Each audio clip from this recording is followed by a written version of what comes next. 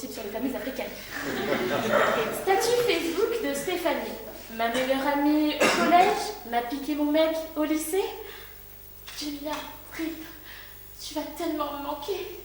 Ta gueule, salope.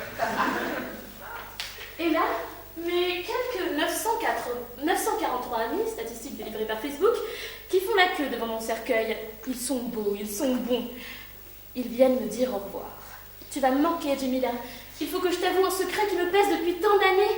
Tes cartes évolution et ta carte rondoudou, c'est moi qui les avais. Puis viennent les éloges.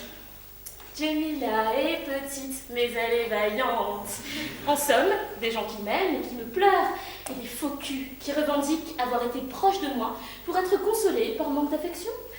Le premier mois de ma mort, on pensait à moi. On se rappelait des bons souvenirs. Après quoi, l'oubli arrive avec une rapidité impressionnante. La vie, celle des autres, reprend son cours. Pour les morts, pas de place sur terre, mais une place sous terre. Bien sûr, ce n'était qu'un rêve. J'aime à croire que dans la réalité, on n'oubliera jamais. En fait, mourir sans n'avoir rien accompli, c'est triste.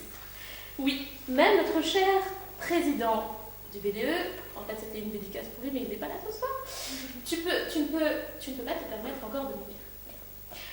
Regardez par exemple, on se souvient tous de Michael Jackson, mais qui dans cette salle se souvient de Claude François?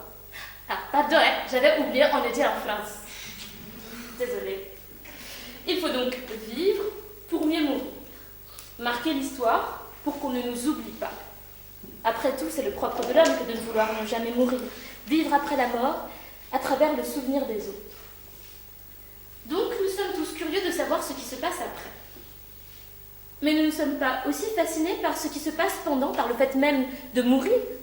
J'aimerais mourir par curiosité, par envie de voir ce que ça fait. Mais attention, je ne veux pas n'importe quelle mort, je veux qu'elle soit mythique, ou à défaut qu'elle soit belle.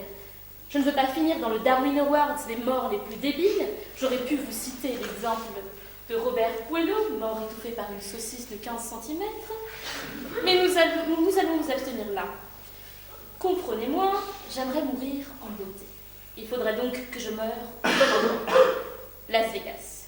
Au bon moment, quand Christine Boutin se serait séparée de son cousin. De la bonne façon. J'éviterai d'appeler Marion Cotillard pour ses bons conseils. Le choix n'est donc pas facile. Il faudrait un tel concours de circonstances. Oui, parce que j'ai dit que j'aimerais mourir par curiosité. Je n'ai pas dit que je me donnerais la mort par curiosité. Oui, je suis lâche. Je n'ai pas les couilles d'aller jusqu'au bout. Comme tout le monde, même ceux qui ont frôlé la mort, j'aimerais mourir, mais j'ai peur de ne pas revenir. J'ai peur de ne plus vivre, de quitter la beauté de ce monde. Si j'allais jusqu'au bout, je devrais renoncer aux soirées enjaillantes, merci BDE, merci Foyce, aux journées ensoleillées, bon ok, ça depuis que je suis à Cergy, au baiser d'une bouche, à la chaleur d'un corps, au simple plaisir de vivre. Heureusement qu'à l'essai, on a trouvé un bon compromis, un petit blackout pour mourir un soir et ressusciter sur le Walk of Shame du Foyce. Pour finir, j'ai le choix entre boire quelques bières ou vous citer ces quelques vers de Boris Vian. Non, je ne te l'appliquerai pas. Je voudrais pas crever, non monsieur, non madame, avant d'avoir tâté le goût qui me tourmente, le goût qui est le plus fort. Je ne voudrais pas crever avant d'avoir goûté la saveur de la mort.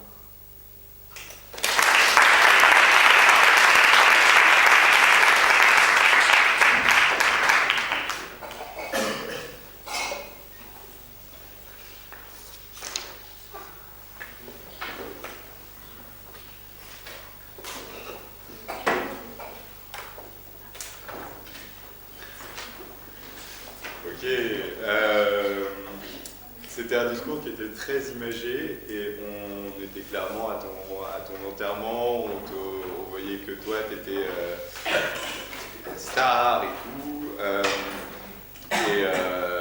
et c'était très lisible, très facilement, on suivait très facilement. J'ai pas compris pourquoi tu avais cité Boris Vian à la fin, alors c'était pas nécessaire, t'aurais pu conclure un peu dans le même jus que ce que tu avais fait sur toute ta plaidoirie. Et globalement, j'ai trouvé que c'était une super plaidoirie parce que